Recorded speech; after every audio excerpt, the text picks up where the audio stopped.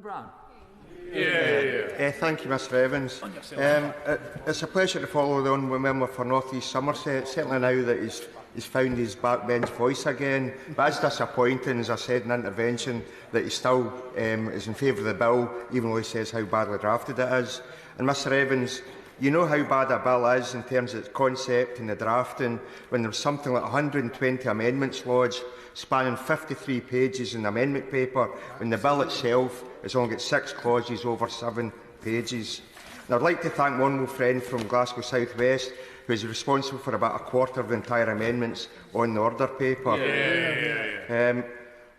Was disappointed there's not a single Tory amendment, nor a Tory MP backing a single amendment on the order paper, given how many there are, but it's good to hear some critical voices at least. And at the very least, I hope the Minister would listen to the voices on the Tory backbench that are telling us how unconstitutional this bill and the drafting really is, and the dangers it brings forward. As one friend from Glasgow East said, with only 5 hours to debate these amendments, it's clear the Government is intent about ramming the bill through with absolute minimum scrutiny, but maximum politics as part of the Tory culture war.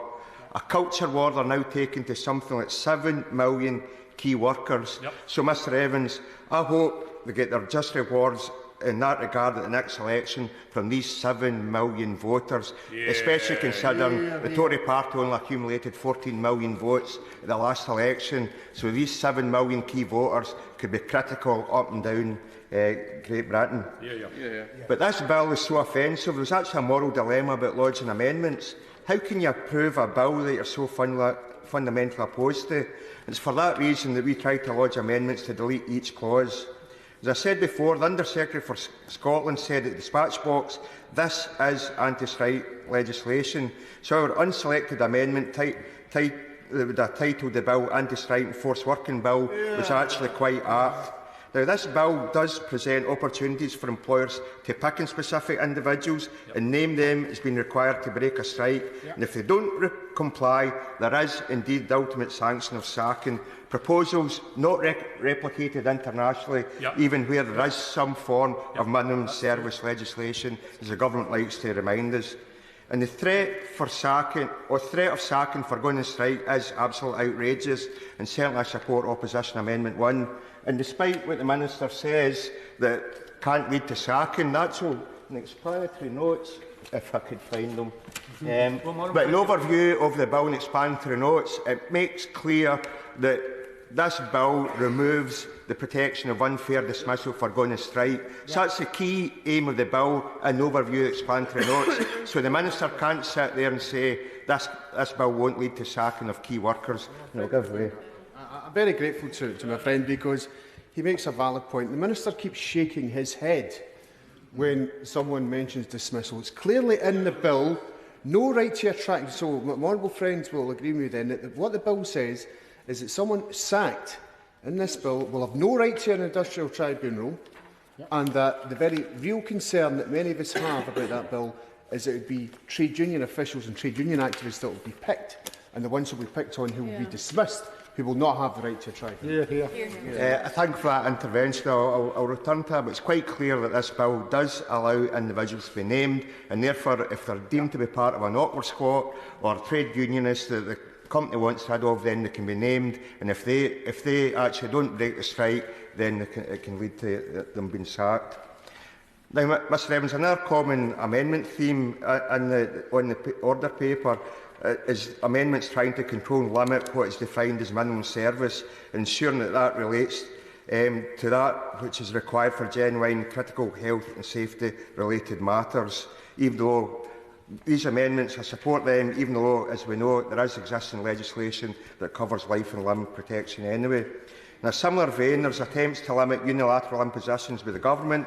There are also several clauses and amendments about consultation, about voluntary agreements and complying with international obligations, and about implementing an arbitration process. Now, if the Government actually had any intentions of collegiate working, we wouldn't have to debate the inclusion of such measures. But another theme, and I was glad the Honourable Member for North East Somerset did bring it up, as well as a couple of interventions, is parliamentary sovereignty and preventing too much control lying with the UK Government. issues that should indeed exercise Tory backbenchers. Also support all amendments to eliminate the respective action of this bill to stop it applying to strikes already balloted for. This bill's bad enough, but to use it to attack strikes already properly balloted for under existing rules and existing draconian legislation, then to apply it retrospectively is just bizarre. Exactly. And from an SNP perspective, we've also included amendments protecting devolution and requiring approval from devolved governments and other bodies before implementation on devolved matters. And again, if Scotland was indeed an equal partner, the UK Government wouldn't actually have a problem with such requirements. But we know the attitude of the UK Government is Westminster knows best, even though it's Westminster itself that's wrecking intergovernment relations, and it's now it's Westminster that's looking to wreck relationships with key workers and key workers in devolved nations as well. London knows best. Now, it's our Amendment 27 is an attempt to eliminate the ridiculous proposal that this primary legislation, when used to amend, repeal or revoke any previous legislation already passed by Parliament, or indeed any future legislation within this session. But SNP Amendment 28 also makes it clear that these Henry VIII powers should not and do not extend to devolved legislation. Now, it might be acceptable for most of the Tories to allow their government unparalleled powers over past and future legislation, but it's simply not acceptable for us, for Westminster, to have carte blanche to rip up already passed devolved legislation. Now, I'd like to say I welcome the amendments from the Honourable Member for Keenon Valley for her similar amendments protecting the devolved institutions, and hopefully the Labour front bench will also see the need to stand up and protect devolution. Also support her amendments 98 and 77, which mirrors our amendments 30, 36, 37, 38, which amends clause 4 on the schedule to ensure that the bill does not apply to Scotland. New clause 2 spells it out that it shouldn't cover disputes in Scotland or Wales, no matter indeed where the workers reside. And I would suggest, if the Tories really want this bill, then they should own it, justify it to the nurses, ambulance drivers, train workers in their constituencies, but don't think about imposing it in Scotland and Wales, whose governments don't want it. While our amendments try to prevent imposition from Westminster, there is a blunt reality that unless employment law is devolved to Scotland, then this bill, and clause 3 in particular, allows Westminster to interfere and impose as they see fit. And we really are now seeing Westminster confirming autocratic powers. Now, Amendment 32 also confirms the need... I'll give way. I thank my honourable friend for giving way. He was talking about the devolution of employment law. As far as I am aware, the Smith Commission undertook to decide whether or not it should be devolved or not. Does you know which party blocked that from coming to Scotland? I think that's a rhetorical question. It was unfortunately Labour that led the charge against the devolving employment law. And it's also interesting that STUC have now made it clear that they support the devolving employment law to Scotland. I really urge the Labour Party to reconsider that. I missed my honourable friend there. Did he say which party it was that blocked the devolution of employment laws? Just for the record, unfortunately, it was the Labour Party that blocked the concept of devolving employment law to Scotland. Even though, to be fair, it was the Labour Party that actually devolved employment law to Northern Ireland. So if it's good enough for Northern Ireland, it should indeed be good enough for Scotland. Just one more time for the record, will you confirm which party it was that stopped the employment law being devolved to Scotland? Again, just for the record, just in case, I thought it was quite loud in the chamber, but just in case people didn't hear me, it was indeed the Labour Party that blocked employment law being devolved to Scotland. Hopefully they will now reconsider that, and it's on the record. But on that, so back to Amendment 32 confirms the need for approval of the devolved governments in the London Assembly before the provisions of the bill can take effect in their areas of competencies. So the Minister does have a choice: accept reasonable amendments for cooperation and respect for the policies and views of the devolved parliaments, or it can choose to continue with the option of riding roughshod over them. It's up to the Minister and his government. Now, Amendments 59, 60 and 61 attempt to create some simple rules and fairness. I really do have grave concerns about the lack of detail in this bill and what the government and employers can do to be vindictive or creative in ways to make strikes harder to achieve and possibly ineffective. The reality is workers withdraw their labour as a last resort, given that they suffer their own financial penalty in withdrawing their labour. But if strikes do not have some form of disruptive effect, then the strikes carry no leverage, allowing employers to have carte blanche to impose real-term wage cuts and key workers or change terms and conditions unilaterally. And why is it that only key workers who somehow are not allowed wages to increase in line with inflation? Why is it fine for this government to lift limits on bankers' bonuses and allow unlimited wage increases in the private sector, but somehow public sector key workers have to take real terms wage cuts because the government argues they will cause further inflation with their wage increases? Now, the government's also denied that it was their policies under the former Prime Minister that caused inflation and mortgage increases. They've told us it's a worldwide phenomenon, the inflation, and it's partly related to Putin's illegal war. So if that's the underlying reasons for inflation, why are they targeting key workers such as nurses and ambulance drivers, saying that somehow them getting these wage increases will further drive inflation? Why is the government willing to pay more in revenue protection to train companies than the sums of money they could have paid to workers to resolve the wages dispute? This is clear evidence of culture war. It's why we need to restrict the powers of this government as much as possible. Now, Amendment 59 gives a maximum threshold in terms of the workforce that can be forced to work. So otherwise, I've said before, strikes could be made ineffective, and my big concern is that for transport, for example, the government could stipulate a service requirement that effectively means the majority of the workforce needs to be deployed on a given strike day. An obvious example of that is signalmen in the railways. If minimum services have to run all over Great Britain, as seems to be the demand from some Tory backbenchers, then that would mean the majority of signalmen would actually be forced to work on strike days.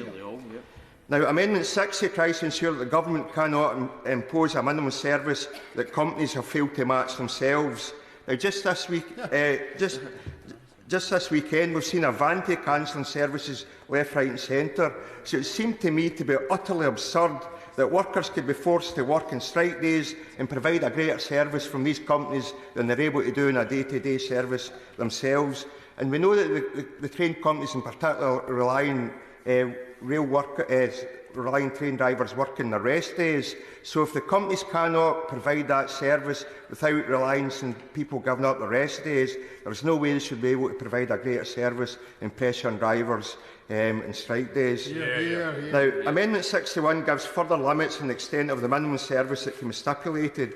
Now, I suggest any normal person would agree that 20% is actually quite a high minimum service, but yet rail services operating at 20% was used as an argument for the need for what was the then Rail Strikes Bill. And we heard Tory backbenchers at second reading arguing that we need more trains are needed to run kids to and from school, which, to be honest, is a frankly absurd minimum service argument. This shows to me why we need controls to stipulate the upper levels of minimum service that the government can try and government employers can try and impose. Now, the government have always been keen previously to reference International Labour Organization, so logically the government then should embrace amendments confirming it will work with and comply with their obligations. Now, surely when they've held up the ILO's endorsing minimum service levels as an option, they will fully embrace what the ILO really has to say in these matters and ensure compliance with Convention 87. Now, the UK Government also spoke previously about wanting to agree minimum service levels on a voluntary basis, but given the haste to get this bill through, then the concept of a voluntary basis is debatable, to say the least. But extending this logic, that would mean the UK Government should embrace the concept of consultation and arbitration before making any regulations under Section 234B of this bill. And our amendments 51 and 50 facilitate and outline the consultation with social partners and trade unions and the need for arbitration, but importantly, the fact that Secretary of State should not go against arbitration recommendations. And that would align with international practice that this government apparently wants to align itself with. Now, in a similar vein, employers should also consult and propose work notices with trade unions and, where agreement is not reached, have a transparent arbitration process. So our Amendment 43 outlines the use of ACAS for an arbitration panel, and there are other amendments I would be happy to support that outlines arbitration considerations, including Amendment 117 from Honourable Friend from Edinburgh South West. Now, we also have amendments relating to how work notices should be served, consulted and notified in the interests of transparency. I also support the various amendments that are aimed at ensuring employers cannot single out individuals and trade unionists using a work notice. It really is a recipe for further full-on attacks on trade unionists and shop stewards in very much of this Tory divide and conquer strategy, and that's why controls need to be put in place and limits. It's difficult to believe that these matters are actually up for debate, and worse, they're likely to get defeated by the Tory lobby fodder. So, Dame Rosie, overall, nothing will change that this is intended to be a vindictive bill impinging on the basic human right to strike. Any amendments accepted by the government would actually only make the bill less bad, but it really is a test to me whether this government is serious about complying with international best practice as to what amendments it accepts, or more likely chooses to vote down. If it cannot agree to simple concepts like consultation, negotiations on a voluntary basis, arbitration, and not imposing unrealistic minimum service demands, then they will be confirming that this is indeed the anti-strike forced working bill, and it's for this reason that we need firstly employment law devolved to Scotland, but more importantly why Scotland needs to be independent and away from this UK government, Westminster altogether.